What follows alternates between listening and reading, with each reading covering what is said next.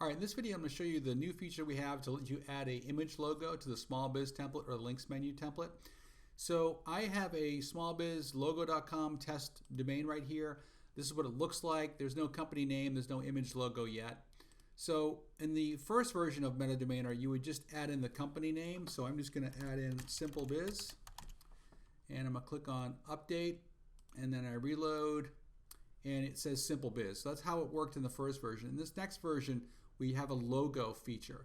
So you actually can go in here and just paste in a logo image. And so I have this logo image here, which I grabbed from my media library.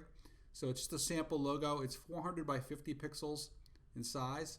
I'm going to click on Update, and I'm going to reload. And now you see there's now a logo, and this is responsive as well.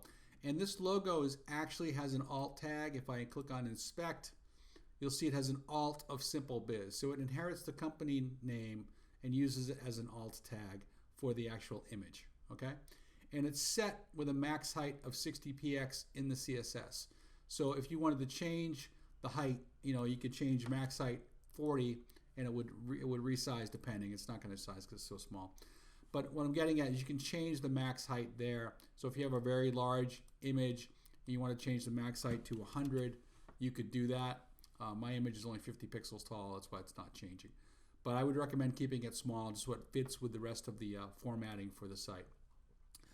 So that is how you add the image logo right here. The other thing to mention is that we have a domain URL field here. If you're going to create a multi-page setup, it's best to add in the domain URL here.